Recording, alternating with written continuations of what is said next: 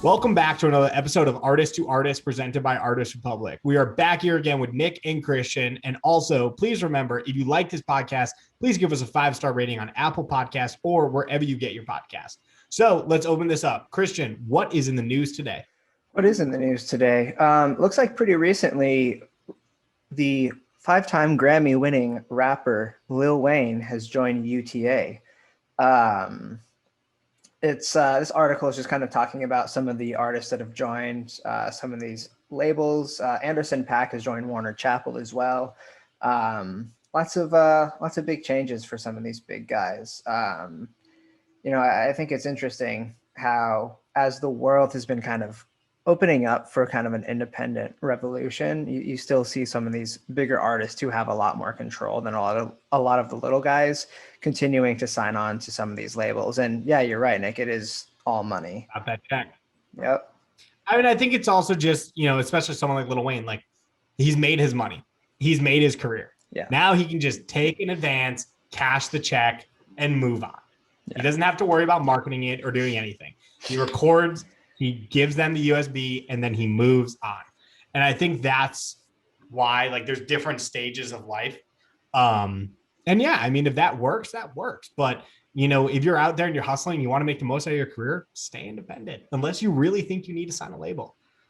So that's where I'll leave it at. Anything else on your end, Christian? Not really. I just really wanted to kind of bring up that little tidbit of information. Cool. Well, with that tidbit, let's get on to our next guest. Starting out as an A&R in Capitol Records while attending UCLA, Niels spent the bulk of his career as a general manager of Warner distributed independent label Surfdog Records, where he worked with such artists as Brian Setzer, Slightly Stooped, David Stewart, Butthole Surfers, and Jason Newsted. At Surfdog, he was very active in his artist management, publishing, and lifestyle marketing divisions with clients such as Best Buy and Pepsi. Following his 20-year stint with Surfdog, Niels left the company to expand his reach as an independent consultant, working with artists such as athletes, artists, actors, and startups with all music-related pursuits. In 2014, he met Blue Élan Records founders Kirk, Pasich, and Connor Pasich, who had just formed the company and was tasked with building its early infrastructure and marketing strategies. Today, the company has a staff of over 12 and a roster of over 20 artists, having 7 acts at the label over the first 6 years of his consultancy, including Jason Dayton, Red Wanting Blue, and Grammy-nominated Janiva Magness. Niels took on the full-time position as Executive Director of A&R in late 2020. His signing in the new role was legendary band LA Ozomatli. And with that, and all those fun names, let's jump in and see what Niels has to say. Awesome. All right. So Niels, great to meet you, man. I love to start these things out by just kind of having you run us through your life, tell us how you got to where you're at today. We love to just kind of start it out and have the audience know. Sure. How did I get started? I mean, in the business, I first got the itch, and I didn't even know it was a possibility. I think when I was about 16, I started when I was in high school, I started going out to clubs and seeing bands and, when it was bands long before it was DJs. And I kind of got that itch, and I played guitar. I wasn't great, but I always just had this thing about the music business. I grew up in the Bay Area, San Francisco Bay Area, and moved down, went to school at UCLA. My first job when I came down was working security at the Rainbow.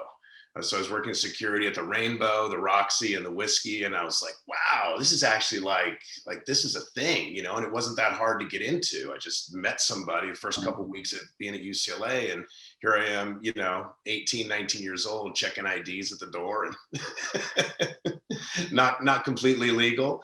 But so I kind of got the bug there. I was studying psychology at UCLA, thinking, okay, that's my reality, I'll go into something like that. And this was way back before internships were ubiquitous and everybody knew what an internship was. And went into my senior year, and I was thinking, I really don't want to go to grad school. I want to be in the music business. I'm not a good enough musician. I'm not a songwriter. I can't do any of that, but maybe I could work on the label side. And I literally pulled out a phone book and started calling record companies. And I asked, and I finally got someone, this label Chrysalis Records. They gave me a shot at doing an internship, and went in and they put me down. They said, here's a bunch of stores to call and make sure they got our records.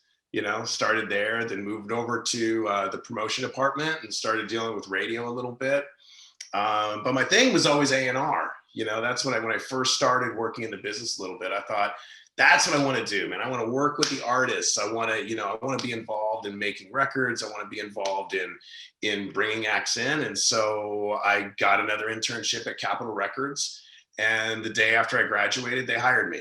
And I was an A&R scout for Capitol for about a year. And after that, I got pulled over to another label called Metal Blade Records.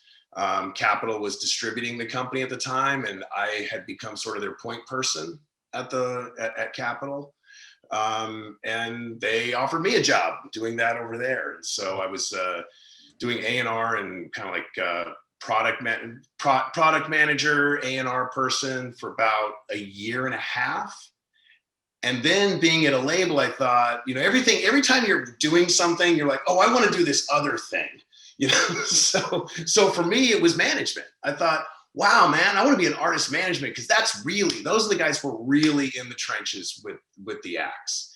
And I met this guy, Dave Kaplan, who had a management company and a couple successful acts. One that was a Rick Rubin project, and another that was on Warner Brothers. And he was looking for someone, and I fit the bill. And Dave and I worked together for 20 years.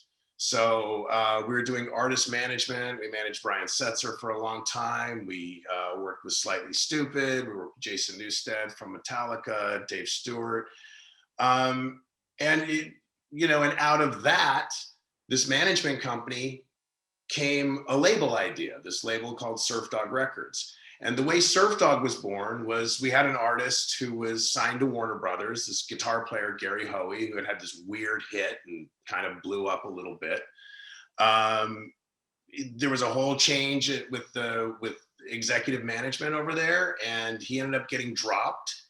And we were like, damn, now we got to go out, shop another deal, do the whole thing. We kind of looked at each other and thought, well, it can't be that hard. You know, why don't we just put the records out ourselves? And we found, it wasn't easy, but, we went through the paces of figuring out how to start a label. This is back in the 90s, not everybody was doing it. And if you wanted to put a record out, it wasn't just uploading a file. It was, you had to go get it made. You had to have a place to warehouse it. You had to have real distribution. You had to get it into a store and onto a shelf and drive a person somehow, either through publicity or radio or whatever. It was even before people were selling CDs at gigs, right? You had to get someone to go to Best Buy. So it was a whole different thing, but we figured it out. And so we had a management company label. We also did publishing, and we did some lifestyle marketing. We had clients like Best Buy was one of our clients, and Pepsi. We did a bunch of stuff for. So fast forward, did that for 20 years. I hit a point where I was thinking, kind of want to get out on my own, try something different again, right? It's whatever's happening out there must be better. So I wanted to carve out my own life. I have kids, and thought, hey, if I can do this, my own schedule, pursue the projects I want to pursue, and not just do things because it's what the company is doing. That's what I decided to do. So in 2011, I went out on my own and started doing some really cool things. I don't know how censored you are with this, but just cool stuff with cool people was my mantra. Cool shit. Cool shit with cool people. That was my mantra. I just want to do cool shit with cool people. So that's what I did. And I did a bunch of cool things. And in 2014, I met this guy, Kirk Pasich. He and his son Connor were starting this label, Blue Élan, kind of out of nothing. They just sort of had an idea to do it. And a producer, Dave Darling, who I'd made a bunch of records with at the old gig, was making one of their records. And they were making albums and they didn't know what to do with them. And so Dave introduced me to them, and I kind of helped them put the early infrastructure together, and worked with them. They were a consulting client of mine for a long time, and for about 6 years. And I brought in a few things. I wasn't really doing A&R for them, but I brought in a few things just because I know people, and people came to me and I said, yeah, this is a good spot for it. And then late last year, they asked me if I'd come in full time as head of A&R. And I thought that was cool. I thought, yeah, right on. We're going to, you know, look to build a roster over here and change things up a little bit. And I get to help run it. So it's cool. So yeah, that's kind of it in a nutshell. Oh yeah. A big nutshell, but a nutshell. Yeah, I like that. There's been a lot there. So I guess I can start off with the first kind of question is because you've seen both worlds, which is, you know, pre-streaming and post-streaming. Mm-hmm. And so the biggest thing is like, you know, how much do you think, because I think it's changed a lot. And obviously, you know, it's kind of everything that Irish Republic stands for, but also to the extent of like, I was talking to a guy the other day who left one of the major labels, started his own company, because he's like, what I'm seeing now is a lot of people are just going to the major labels just for the check. Let me just get the advance and then I'll move on. And so my question for you is like, how do you think over the past 30 years, the music industry in terms of distribution and an artist's reliance on a label has really changed? Yeah, well, look, back, you know, when I first got in the business, you really couldn't do it. You know, you could to some extent, like, you know, when I was working at Metal Blade, there were some of these bands that were real DIY, right? They figured out how to press their own records. They figured out how to get into some indie shops. Like, you could do it. You know, you could, instead of going to a big distributor, you could forge a relationship with what was called a one-stop, which was like a mini distributor that would distribute to small independent stores. You know, and it was a different thing, but man, it was hard. You know, you had to really dig and figure out how to do it. So there really was this, there really were gatekeepers. I mean, if you wanted to blow up, if you wanted to make a living, right, you could scrape by, you know, but if you wanted to make a living, you had to get signed to a label. You had to get radio. And, you know, if you wanted to blow up, you had to have a video explode on MTV or VH1. That was just sort of the way it worked. Now, granted, there were some things outside of that. If you tour, some things have never changed, right? You tour your ass off consistently and build something on the road. That's always been a way. But as far as like the label side of things, distribution was held by gatekeepers, and you know, they had the relationships. If you really wanted to be successful, you needed radio, and the only way to get radio was to be with a major. Yeah. That's intriguing. And so where do you see it going now, do you think, in the sense of where an artist should be reliant on a label? Dude, it's all over the place. I mean, it's such a great question. Labels still perform a function, right? They're still connectors. You know, I mean, how many independent artists are on Saturday Night Live? And I know that's not the be all end all anymore. You know, late night television does not impact an artist's career like it used to. You know, if you did it today, I mean, shit, even early 2000s, you did an appearance on the Today Show. You just looked at SoundScan the next week and you were just like, damn, that's a lot of records we moved. So they have relationships. They can help with certain things. They can really blow stuff up. They have, you know, they have access to the biggest things that an artist can do. There's synergy within the label. They can put you on the road with certain acts to help your touring. They can certainly, you know, they have influence over playlisting. So, you know, there's a lot of things that a label can do, but that said, there's a lot that someone can now do on their own. You know, the walls are down, you know, the barrier to entry is so low. And if you hustle, I mean, you're seeing some of these kids on TikTok, right, who are just out there hustling, and they're putting up multiple posts a day and just working it. And you click over to Spotify and they got 200,000 streams on a song. You know, it's doable. And I think now, is at least from an A&R standpoint, you're looking for acts that can do it on their own to some extent. Like, I don't want to sign an act who thinks they need a label in order to move forward, or they think they need a manager, or they think they need an agent. No, I mean, all you need is a phone. You know, you got an internet connection and a phone, and you can start, you know, and then it's just about persistence and, you know, showing up every day. I mean, that's the old cliche, right? The person who shows up every day and just does it every day can beat out 95% of the competition.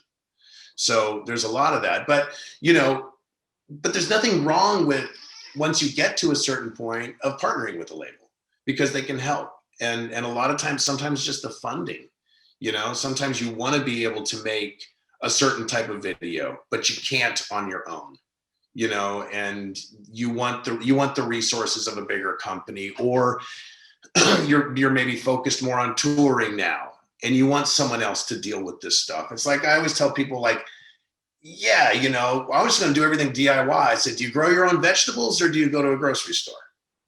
It's like, you can do everything on your own. You can have a farm, and you can self-sustain, but is that what you want to do?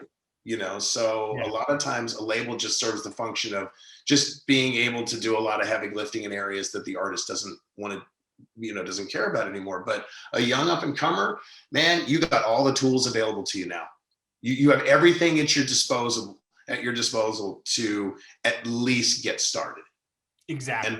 And make a living. Yeah. At least get to the point where you're comfortable. Like, what I call it now, like, the music middle class is what you're seeing, is the group of independent artists who are making $50,000 to $100,000 a year with nobody else. Awesome. And they're comfortable. And it's like, do you want to take it to the next level? Okay, now let's start talking. But it's like, you can do that and be totally comfortable. I have so many buddies that are that's just what they do. Yeah. They're totally comfortable, and that's, hell yeah, go to you. You don't have to work a corporate job. No. Yeah. And it's definitely interesting to see. Exactly. I mean, one of my favorite indie acts is Wolfpack. I don't know if you're familiar with them. Wolfpack, they're like I'm personally not. Funk. I don't know. They're like this just cool, badass funk band out of LA. They've done it all. Isn't that amazing? Like, you cannot hear about this band that I just love. Yeah. Do you remember this thing? Okay, you may remember this thing. Do you remember the Sleepify?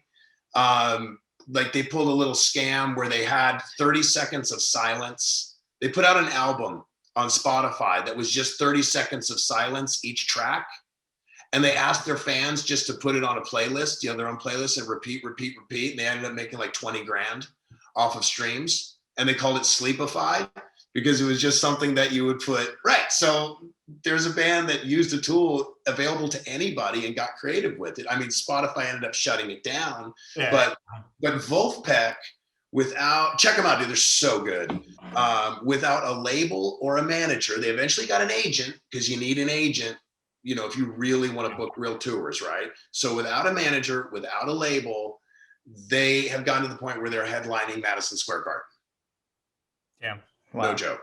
They're doing 20,000 tickets at Madison Square Garden. Damn. And, and that's just because they're willing to work their asses off. Yeah. And with the tools that are available to them. It's like working a job or being a startup. Yeah, exactly. One's going to take a lot more time, but one can also make you a lot more money if it works. Exactly. But then at a certain point, I knew kind of, I know what you guys do, which I think is really, really cool.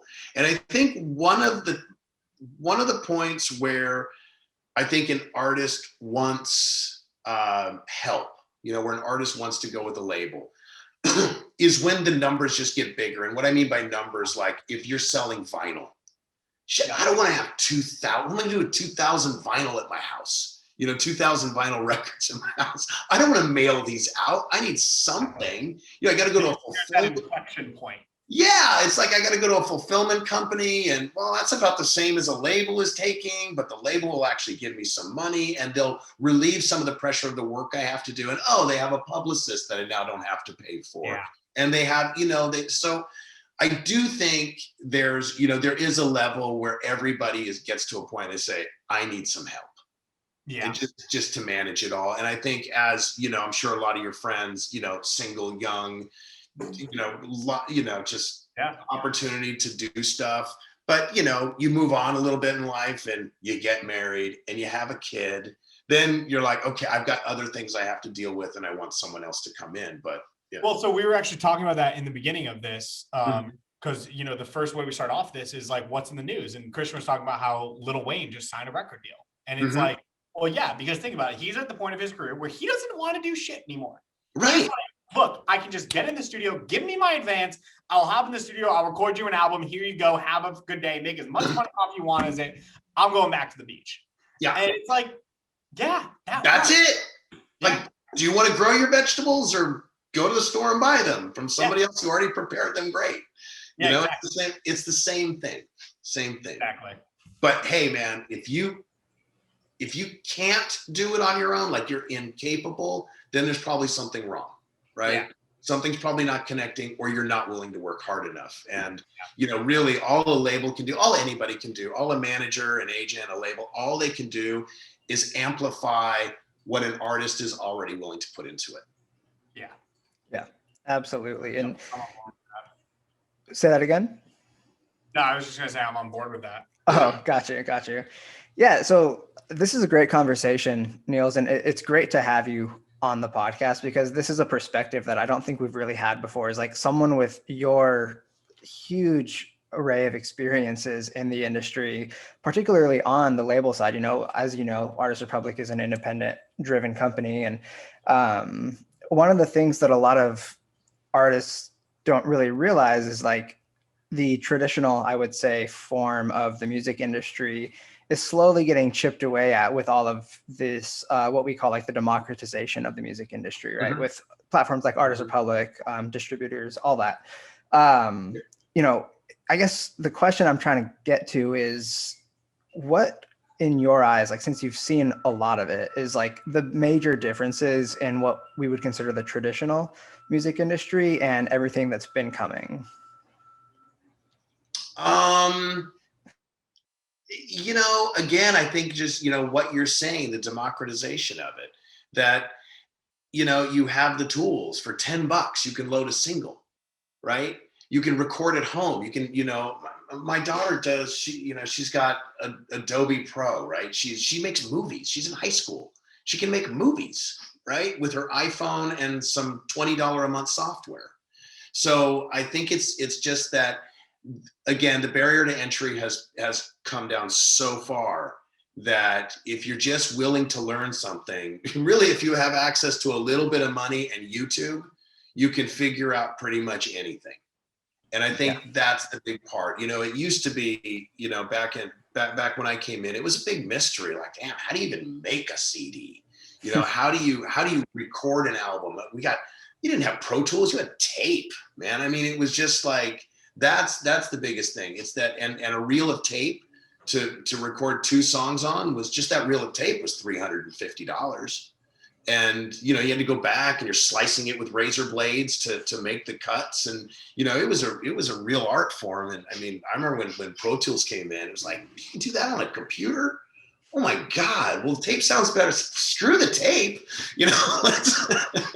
Yeah. It's like you buy it once and you don't have to do it again. Exactly. So I just think things are, you know, things are just a lot easier now from that perspective. But I know a lot of people have said, well, it's just so hard to make it. It's hard to cut through the clutter, right? I think that's the downside of it, right? There's so much clutter that it's tough to cut through. And you hear some people say, wow, it's so hard to make it. I go, well, when was it easy? It was never easy. It was always hard. And that's when it comes down to, it's the material, right? At the end of the day, songs have to be killer. You know, and I think that something that's really interesting is a lot of smaller artists, you know, they have this image in their mind of what being successful in the music industry means. And that idea is the superstar, right? That's the Drakes of the world. It's the Taylor Swifts of the world. That's what everyone's reaching for. And of course, that's great to reach for. But then we go back to this conversation about the music middle class. And, you know, nowadays, like, you don't have to cut through all of the clutter to get to a comfortable position. Not at all. You can be Wolfpack and Nick never heard of you and you're playing Madison Square Garden. Right. Exactly. And there is a lot of clutter. My favorite stat when I talk to investors, because like the amount of people we talk to in this world, like you're not dealing with people that know the music industry. And so my favorite stat to always tell people of like just the depth of how big it is. There are 40,000 songs distributed to Spotify on a daily basis. Yes. If you think that posting on Instagram, link in bio, listen to my song, is going to cut through the clutter of the other 40,000 people that are posting the same thing every single day, it ain't going to work. Right. So you got to do something else. But the resources are there to do something else. The resources are there to cut through the clutter. You just need a little bit of money, a little bit of creativity, and just working the system of how to do it. Like getting your friends to like just add the songs to my playlist. Just, hey guys, I use a song. Can you just add it to your playlist? Right. Cool. And it's starting small, right? It's thinking small. It's not thinking big. I mean, think big, dream big. You're sitting in your bedroom at night. Don't think get to 1 million. Get from 1 stream to 2. Right. Just exactly. It's about little tiny victories every day. You know, it's like I used to give this this analogy to artists who are just starting out, who had just, come to me for advice. I'd say, just think about it as putting a piece of paper on your desk. And the second day, putting another piece of paper on your desk. And then the third day, but it's not very impressive until you get to the thousandth day, right? You've built something. And as long as you show up every day and do those little things, you keep making those little victories, and the little victories turn into slightly bigger victories, because the more you're working from, the more you can double. Like, would you rather have $1 million today or start at a penny and double it every day for a month? You take the penny today and double it every day for a month, you have way more than $1 million, right? So it's about putting in that daily work and never giving up. And it's that grind. And it's funny, I talked to manager friends of mine who have, bands who are starting to get to the next level. Like, they're out of the van and they're into the bus, and, but when they're in the bus, they want to be in 2 buses because they don't want to be with the crew. And the crew then doesn't want to put stuff under the bus bay, so they want a truck, but the whole time, nobody feels like they're making any progress. But it's like, wait a second, dude, you just went from a cargo van to 2 buses and a truck. But you didn't notice it because it was just the grind. It was little improvements every single day that got you there. It's that analogy, like, what is that analogy? It's like a frog in hot water. Like, you slowly turn up the heat until it's boiling. It's kind of that same analogy, but in a better, more positive light. It is. And it's just, it's being willing to do that grind every day. And understand that all of your successes, that there are very few quantum leaps. It's really all about just making those little strides, continue more music, continue to write, even if you're not going to write a song, journal, do something, like, keep that momentum going all the time. And don't think, wow, I've been doing this for 3 months and, I'm not famous yet. Well, the most famous people were doing it for years. Yeah, but then again, I mean, I say, I'm sorry, Nick, what'd you say? No, I was saying, like they always say, it takes 10 years to be an overnight success. Yeah, exactly. But then, some things just catch fire. You write a song and it just blows up. It catches something. It goes like wildfire. It doesn't happen often, but who's that? Like Olivia Rodrigo with Driver's License. Yep. Song comes out and yes, she's got something. She's on TV, right? Okay, there's stuff going on with her, but that thing just exploded. And there are other songs that just, it just takes hold. But in lieu of that, just stay in the game. I remember my old boss at Surfdog, who started it, his whole mantra was stay in the game long enough to catch a break. Which I loved. I love that. Just doing it. Yeah, stay in the game long enough to catch a break. Stay in the game long enough to catch a break. In the meantime, even if you don't catch that break, you've built something, and you've built maybe a great middle-class career. I mean, there's all kinds of discover artists. I discover artists on a weekly basis who I never heard of, and I find out they play 2,000-seat theaters every night. So it's just, it's cool. It's cool, but that's my best advice I can give people is just stick with it. Just keep doing stuff. Take advantage of the tools you have. Yeah, because there are. I don't think. I mean, it's true in everything in the world right now, but especially in music. There has never been a time in music where there are more resources available than there are right now. Right. And it's only going to get better. Yeah. It's only going to get better. Like, I sit at my desk and, when we launched this thing 9 months ago, we were the only one. And now I sit at my desk and I'm like, oh, there's another one. Yeah. There's another one coming. Oh God, there's another one coming. And it's just like, there's never going to be more resources than there will be right now or in the next 5 years. There's going to be so much. Well, it's funny. I had this conversation with my daughter who's, she's a senior in high school and she'll be going off to college next year. And she's, thinking like, we're having a real talk, and like, what do you want to do? She's like, I don't know. I have no idea. And I said, you know what? To be honest, your first real job is going to be in 5 years. And that job probably doesn't even exist today. Yeah. So don't sweat it. And so like, I'd ask you, like, what do you see as the future is, like, what's the life of TikTok? Something else comes along and blows it out of the water and makes it as. It will. Yeah. Yeah. What'll it be? My generation was Instagram. My brother's generation was Facebook. My oldest brother's generation was MySpace. Yep. And the next generation is TikTok. And then guess what? There's going to be a 5-year generational gap. And there's going to be a new social network. Exactly. And it's going to take over. What's it going to be? What's it going to look like? Yeah. I don't know. I couldn't tell you. But what intrigued me, I will say this. I've always said this in the virtual music world.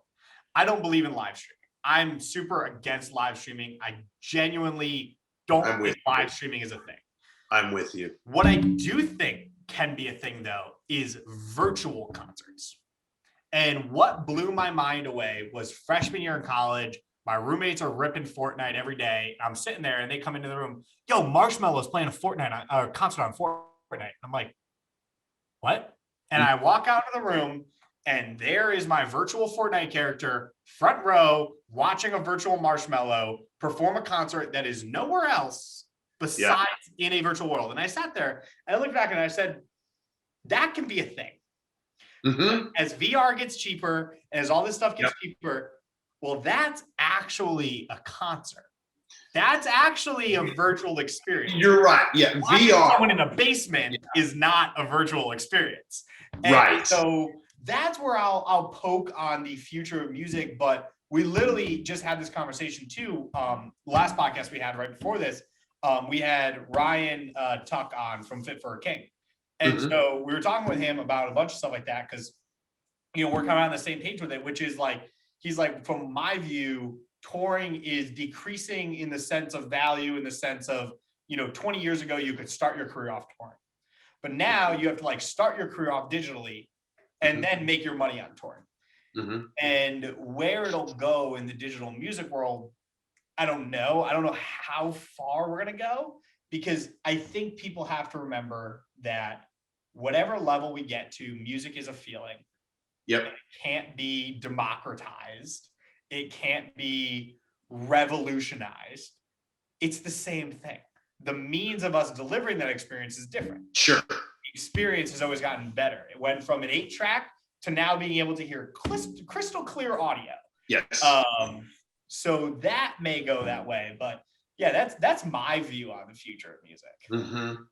Yeah, no, I'm with you. The whole live stream thing. I remember back in March, everyone was talking about, let's do live streams. You better do it now because in about 2 months, someone's going to want to know about it. Yeah.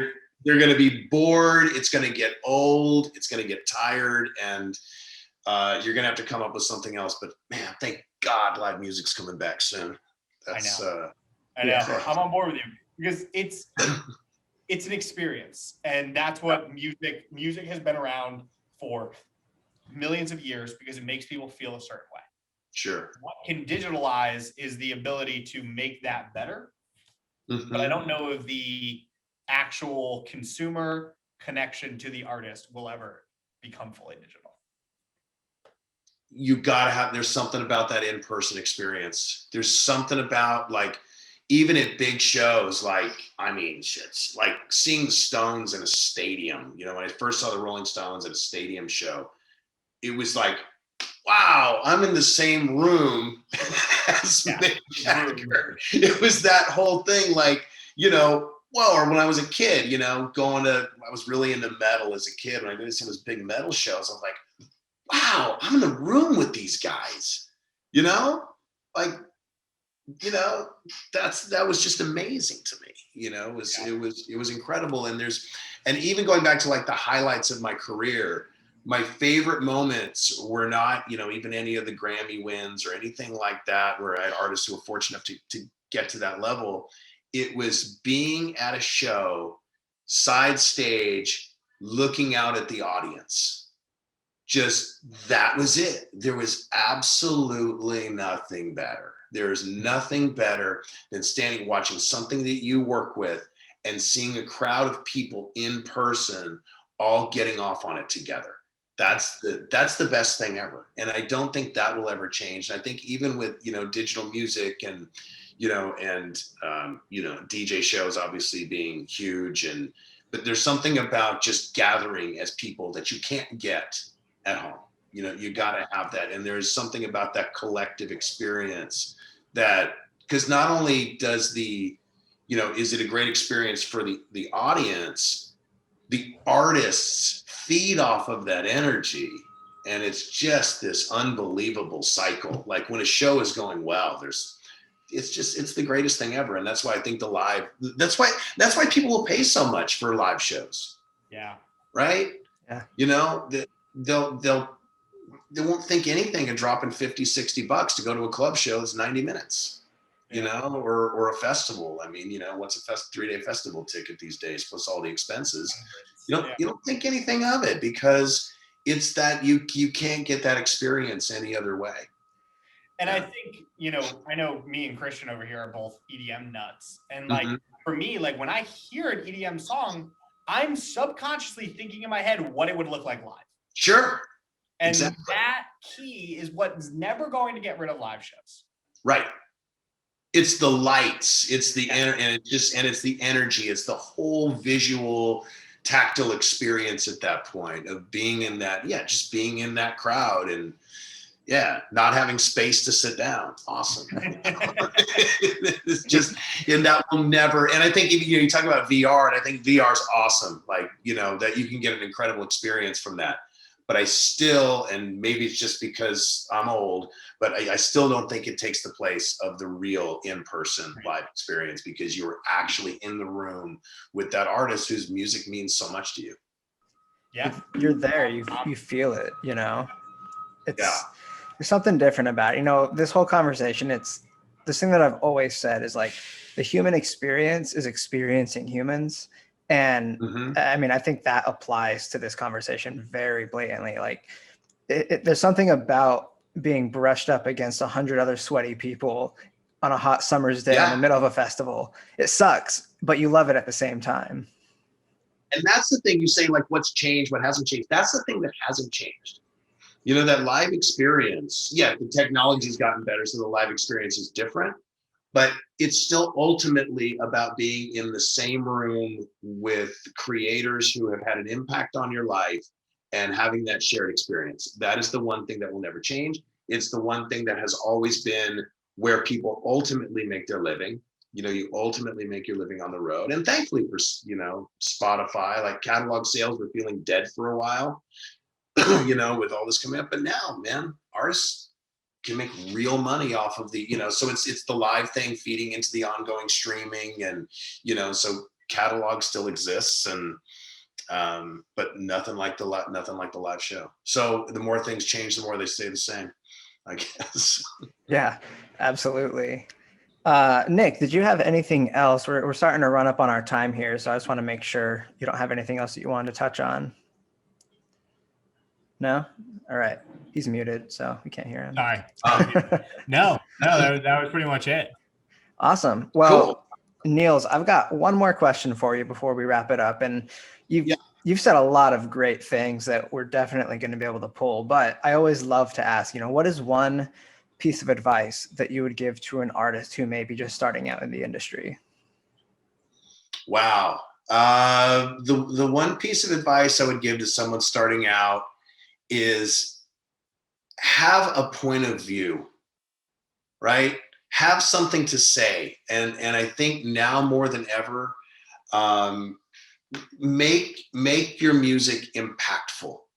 Try to, and this is kind of what I tell some artists now is I notice a lot of songwriting coming up. Like you have someone like Phoebe Bridgers or Lizzie McAlpine or, Sasha Sloan. These artists, they write stuff, they blow up the building in the first 20 seconds, right? They do something incredible. They grab your attention. Make music that grabs people's attention, that makes them want to listen. Don't just copy. Don't be a wannabe. Don't just do what other people are doing. Find your point of view and express it. And they say, well, if I, really tell my point of view, I'm going to piss off half of my audience. Good. Piss them off. Get the people who want to hear from you and really want to share your vision with. Don't be afraid of alienating people. Be true to yourself, write stuff, try to be impactful with your music, and then just go out and crush every day. Awesome. I love that. Love that a lot. That's great. That is a great way to close. Well, so with that, go out, crush it every day. And don't forget to leave us a 5-star rating on Apple Podcasts if you enjoyed this. Well, thank you so much, Niels, on your end. And, overall, would love to keep in touch always. And with that, we're wrapping this up. So we will see y'all next week.